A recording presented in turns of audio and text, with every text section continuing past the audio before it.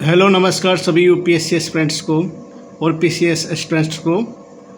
आज मैं Indian economy से topic inflation and business cycle, मुद्रास्फीति और व्यापार चक्कर का टॉपिक करवा रहा हूँ। इस चैनल पर मैंने 2025 का प्रीलिम्स का पेपर भी आंसर के साथ में सॉल्यूशन के साथ में करवा दिया है। प्लीज़ इस चैनल पर जाएं, उसे देखें और मेरे चैनल को लाइक सब्सक्राइब शेयर ज़रूर करें। क्वेश्चन नंबर 1, वाणिज्यिक बैंकों के निम्नलिखित में से किन कार्यों के लिए रिजर्व बैंक की अनुमति अनिवार्य है? रिजर्व बैंक से संबंधित हर साल प्रीलिम्स में क्वेश्चन पूछा जाता है। ऑप्शन ए, शाखा के विस्तार एवं स्थान परिवर्तन के लिए। ऑप्शन 2, ऑप्शन बी, बैंकों के समापन के लिए। ऑप्शन सी, किसी अन्य बैंक में मिलने के लिए। ऑप्शन डी, उपरोक्त सभी। तो इसमें राइट आंसर है ऑप्शन डी, उपरोक्त सभी। अब आप मुझे ये बताएं, वाणिज्यिक बैंक में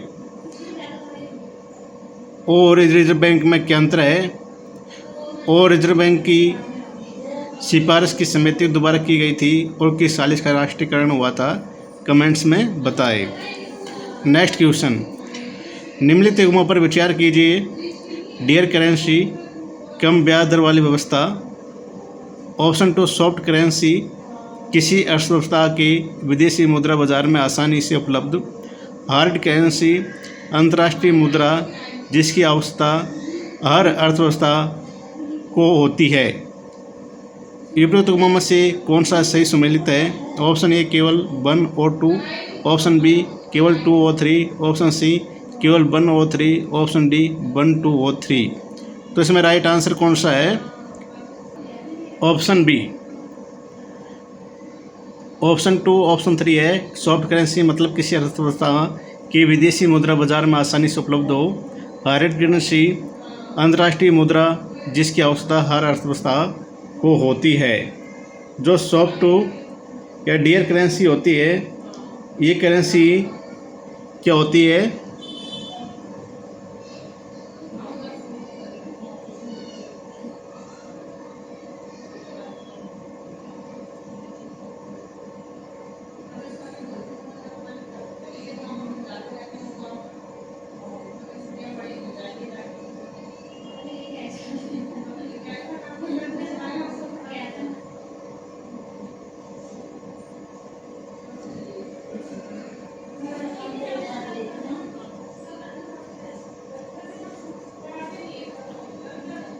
ये जो चीप करेंसी है या डियर करेंसी, यदि एक सरकार परिपक्वता अवधि से पहले अपने बॉन्ड पुनः खरीदना शुरू कर देती है तो अर्थव्यवस्था में जिस धन का प्रभाव होता है उसे सस्ती मुद्रा के रूप में जाना जाता है।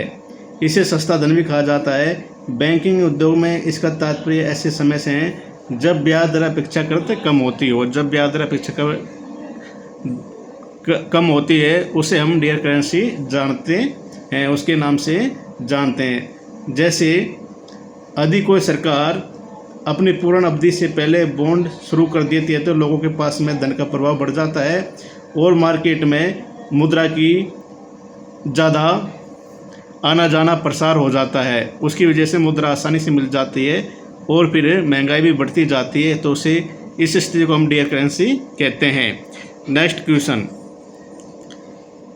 सख्त मौद्रिक नीति के परिणाम स्वरूप निम्नलिखित में से कौन सी स्थितियां उत्पन्न हो सकती है?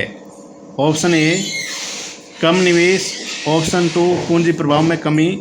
ऑप्शन 3, मुद्रास्फीति में कमी। नीचे दिए कोड का प्रयोग कर सही उत्तर चुनिए। ऑप्शन ए, केवल 1 और 2। ऑप्शन बी, केवल 2 और 3। ऑप्शन सी, केवल 1 और 3। ऑप्शन डी, ऑप्शन 1, 2 और 3। तो इसमें राइट आंसर क्या है? सख्त मुद्रास्फीति बैंक कब अपनाता है आरबीआई? जब महंगाई बढ़ जाए और मुद्रास्फीति हो जाए, उस टाइम वो बैंक दर में क्या हो जाता है? बैंक दर में वृद्धि हो जाती है जिससे लोग लोन कम लेते हैं और उससे मार्केट में पूंजी का प्रसार कम हो जाता है। तो उस स्थिति को हम सख्त मुद्रास्फीति कहते हैं। अब इसमें जो सख्त, इसमें क्या होगा, जो राइट आंसर हो जाएगा अपना सी हो जाएगा, ऑप्शन 1 और 3 सही है।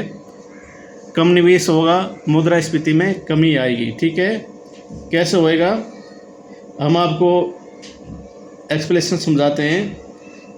क्योंकि यह प्रकार की ऐसी नीति है जिसमें केंद्रीय बैंक आरबीआई ब्याज दर बढ़ाने का प्रयास करता है। आमतौर पर इसे मुद्रास्फीति को सीमित करने के लिए अपनाया जाता है। इसके प्रभाव में सम्मिलित है मुद्रास्फीति में कमी, उच्च ब्याज दर साख विस्तार को कम करती है। परिणाम स्वरूप अर्थव्यवस्था में कम निवेश होता है और उच्च ब्याज दरें विदेशी पूंजी आकर्षित करती है। अगर जब ब्याज दरें बढ़ जाएगी तो लोग निवेश करेंगे विदेशी वाले, क्योंकि उनको अट्रैक्शन का वो मिल जाएगा, पैसा ज़्यादा बढ़ेगा, इसलिए पूंजी अंत प्रभाव बढ़ता है। तो ये ऑप्शन 1 और 3 सही, कम निवेश होगा और मुद्रास्फीति में कमी होगी जबकि पूंजी प्रभाव बढ़ जाएगा। नेक्स्ट क्वेश्चन, निम्नलिखित कथनों पर विचार कीजिए। ऑप्शन 1, जब मुद्रास्फीति अधिक होती है तो रुपए की सांकेतिक प्रभाव विनिमय दर NER वास्तविक प्रभाव विनिमय दर IEER से अधिक होती है। ऑप्शन 2, उदारीकृत विनिमय दर तंत्र प्रणाली बाजार संचालित विनिमय दर है जो आधिकारिक दर को प्रभावित करती है। ऑप्शन 3, भारत में दोहरी विनिमय दर प्रणाली का अनुसरण करता है।